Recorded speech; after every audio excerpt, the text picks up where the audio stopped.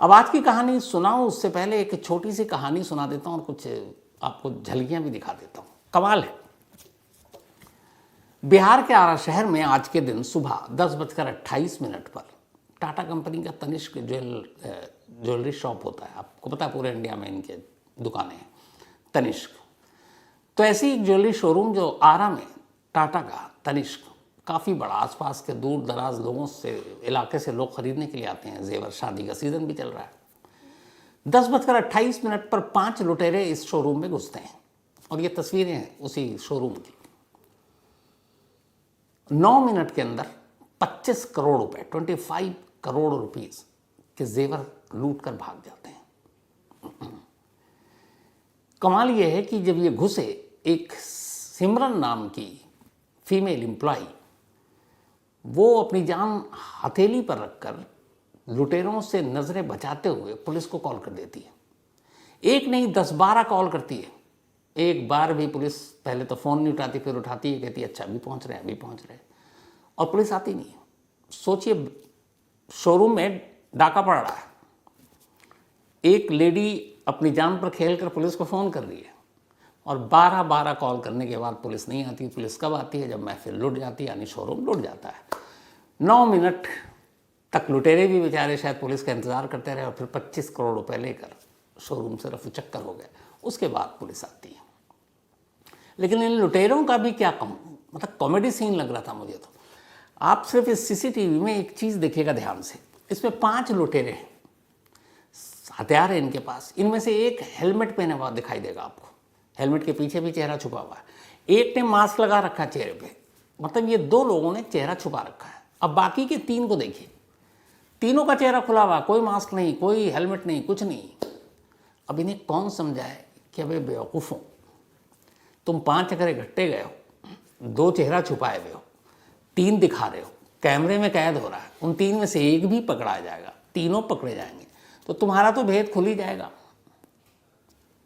कि भैया वो मास्क वाला ये था, इसका नाम ये था।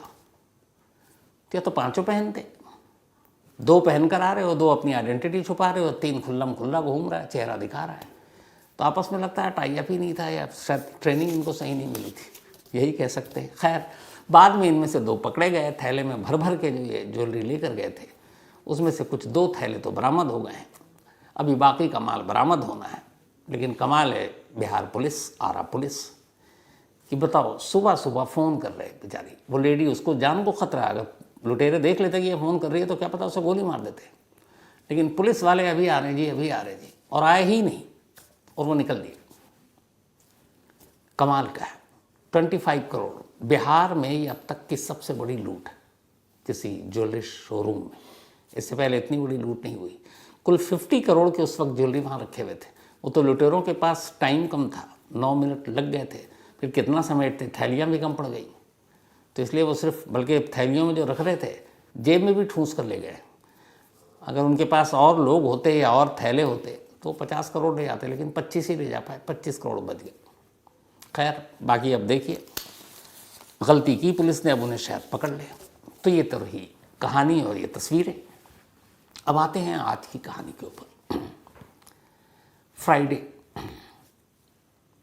यानी कि 7 मार्च, फ्राइडे को अयोध्या में एक शादी थी। ये जो शादी थी प्रदीप नाम के एक लड़के की और शिवानी नाम की एक लड़की की। रिश्ता 1 साल पहले तय हो चुका था। शिवानी प्रदीप अक्सर फ़ोन पे भी बात करते थे। दोनों के घर की दूरी लगभग 2 घंटे की थी। अयोध्या में ही 2 अलग अलग इलाकों में रहते थे। साल भर पहले रिश्ता तय हुआ, शादी की तारीख आई, शादी की तारीख रखी गई। 7 मार्च फ्राइडे का दिन था उस दिन। 7 मार्च की शाम को प्रदीप बैंड बाजे के साथ अपनी बारात लेकर शिवानी के घर पहुंचता है। वहाँ सारी रस्में पूरी होती हैं, प्रदीप नाचता भी है और बारातियों का स्वागत भी होता है। उसके बाद बारात वहाँ रात को ठहरती है, जो अपने कल्चर है।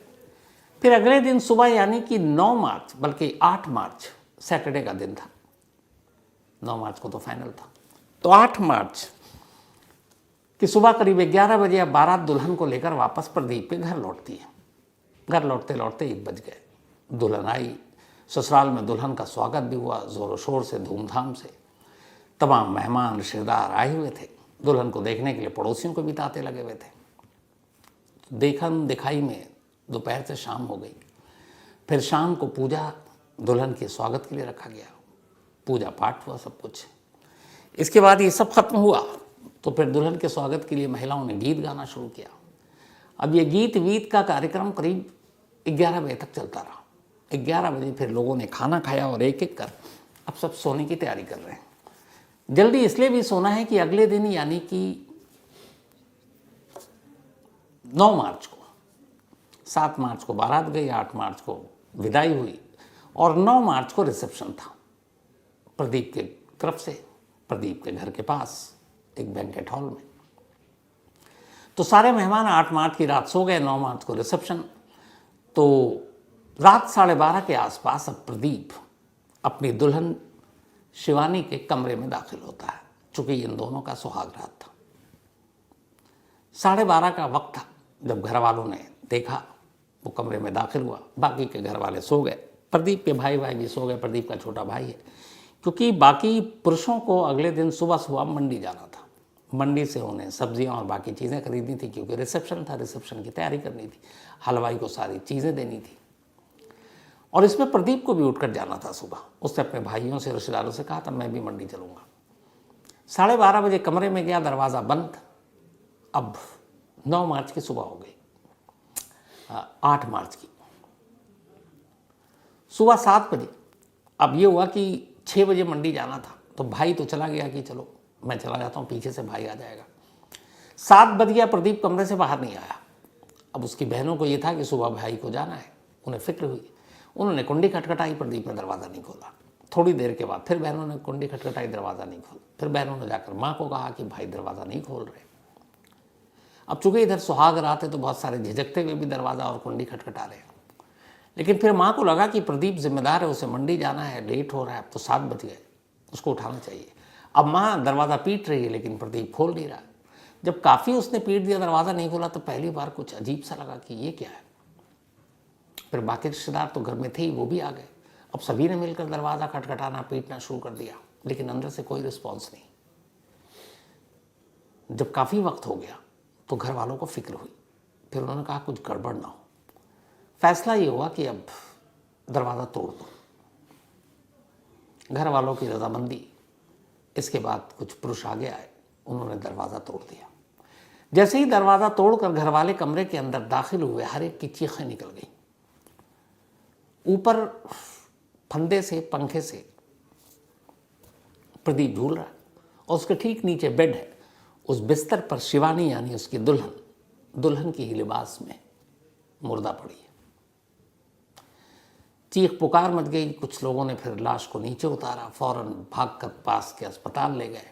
डॉक्टरों ने देखा और कहा कि ये दोनों मर चुके हैं। अब जिस घर में जिस दिन रिसेप्शन है, जिस रात दूल्हा दुल्हन कमरे में सुहागरात मनाने गए, 12:30 बजे और 7 बजे के आसपास दरवाज़ा तोड़ा गया, तो इन 5-6 घंटों में उस कमरे में क्या हुआ कि दूल्हा और दुल्हन की लाश पड़ी थी। खैर, जब डॉक्टरों ने कहा कि ये दोनों मर चुके हैं, उसके बाद किसी ने पुलिस को फ़ोन किया, पुलिस पहुंचती है, उसके बाद तफ्तीश शुरू होती है। उधर भाई और रिश्तेदार मंडी में फ़ोन जाता, वो आधी सब्जियां खरीद चुके हैं कि जल्दी घर आओ। भाई को कोई बताता भी नहीं कि सच्चाई क्या है, कि पता नहीं उसे क्या हो। तो बस कहा जाता है इमरजेंसी है, जल्दी आ जाओ। वो भाग कर आता है मंडी छोड़कर। यहाँ 2 लाशें उसका इंतज़ार कर रही थी, उसके भाई की और नई भाभी की। अब पूरा घर मातम में बदल जाता है, जो घर अब तक शादी की शहनाइयों से गूंज रहा था। पुलिस की टीम आती है, पुलिस तफ्तीश शुरू करती है, बयान लेती है। तो पता चला कि दरवाज़ा तोड़ा गया था। जो विटनेस थे उन्होंने बताया कि दरवाजे की कुंडी अंदर से बंद थी। तो लोगों के बयान और दरवाज़ा तोड़ने की कहानी के बाद पुलिस ये मानकर चलती है कि बाहर से कोई अंदर गया नहीं, जो कुछ हुआ अंदर में ही हुआ, यानी 2 लोगों के बीच में, यानी दूल्हा और दुल्हन के बीच में। अब पुलिस इधर पोस्टमार्टम रिपोर्ट का इंतज़ार कर रही है। इत्तेफाक से पोस्टमार्टम रिपोर्ट आज ही आई। जब पोस्टमार्टम रिपोर्ट आई तो उसमें कहानी कुछ और निकली। पोस्टमार्टम रिपोर्ट के हिसाब से शिवानी को गला घोट कर मारा गया, यानी उसका कत्ल हुआ है। और प्रदीप की मौत हैंगिंग से हुई है, यानी उस घर में एक कत्ल हुआ और एक ने जान दी। अब इसके पीछे की वजह क्या हो सकती है, पुलिस ये जानने की कोशिश करने लगी। उधर हिमानी के घर वालों को भी, माफ कीजिएगा, शिवानी के घर वालों को भी खबर दे दी गई। शिवानी भी पहुंची, उनके घर वाले। अब वो सारी चीज़ें पुलिस पूछताछ कर रही है। पूछताछ में एक चीज़ जो सामने है वो ये कि दोनों ही घर में से किसी को कोई शक नहीं। शिवानी की माँ ने कहा कि वो बहुत खुश थी, बहुत अच्छे से विदाई हुई, शादी बहुत अच्छे से हुई। इधर प्रदीप के घर वालों का ये कहना था कि प्रदीप अपनी शादी को लेकर बहुत खुश था। जो वीडियो तस्वीरें सामने आई उसमें ये था कि जब बारात पहुंची वहाँ तो प्रदीप नाचने वालों में सबसे आगे था। दोनों दूल्हा दुल्हन ने खूब सारी तस्वीरें खिंचाई, दोनों तस्वीरों में खुश नज़र आ रहे हैं, वीडियो में खुश नज़र आ रहे हैं। 1 साल पहले रिश्ता तय हुआ था, दोनों खूब बातें करते थे, यहाँ तक कि शादी को लेकर दोनों बहुत एक्साइटेड थे। मतलब हर एक, जो भी एक शख्स ऐसा नहीं मिला जो ये बताए कि दोनों नाखुश थे। जब दुल्हन घर आई तब भी वो बेहद खुश थी, रात 12:30 से पहले तक। तो फिर रात 12:30 बजे कमरे में जाने के बाद ऐसा क्या हुआ कि सुबह उस कमरे से दूल्हा और दुल्हन की लाश मिली। अब पुलिस इसी तफ्तीश में जुट गई, जांच चलती रही, लेकिन ऐसा कोई सुराग, सबूत और मोटिव पुलिस के सामने नहीं था। लिहाजा पुलिस ने अपने इस जांच को 2-3 एंगल के जरिए आगे बढ़ाने का फैसला किया। पुलिस के हिसाब से इस पूरी मौत की मिस्ट्री में 2-3 चीज़ें ही हो सकती हैं। पहली, जिस एंगल से पुलिस जांच कर रही है वो ये कि कुछ तो ऐसा हुआ जिसमें शायद दोनों ने अपनी मर्जी से जान दी। अब मर्जी से जान देने के लिए फिर पोस्टमार्टम रिपोर्ट के हिसाब से शिवानी का गला क्यों घोटा गया, तो पुलिस का कहना है कि शायद इसमें शिवानी ने अपनी रजामंदी दे दी हो कि ठीक है तुम पहले मुझे मार दो फिर तुम खुद मर जाओ। तो उसी के कहने पर शिवानी का गला घोट दिया प्रदीप ने और फिर खुद मर गया। तो पहला एंगल ये हो सकता है। दूसरा एंगल ये है कि शिवानी का कत्ल प्रदीप ने किया और फिर पकड़ा ना जाए या कुछ और ना हो, शर्म के मारे, शादी का घर, इसलिए उसने अपनी जान दे दी।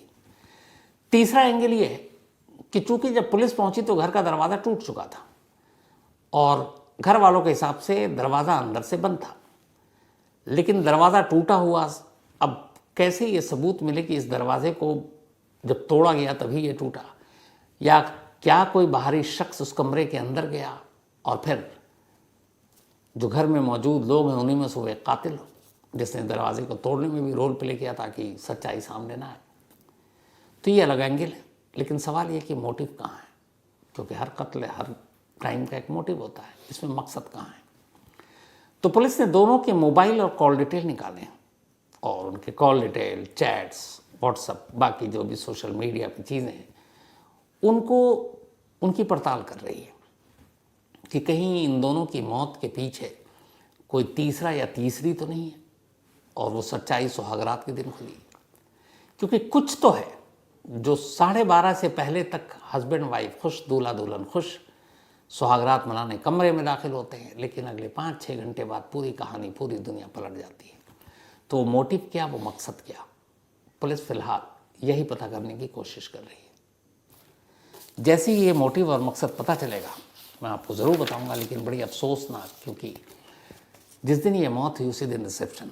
और सबसे अफसोस की बात ये कि जब ये सब कुछ हो गया, पोस्टमार्टम हो चुका, बॉडी सौंपी गई, दोनों घर वालों की मर्जी थी, तो प्रदीप और उसकी पत्नी शिवानी की चिता एक साथ जलाई गई। एक ही अर्थी सजी, एक ही अर्थी पर दोनों चिताएं और एक ही साथ दोनों का अंतिम संस्कार।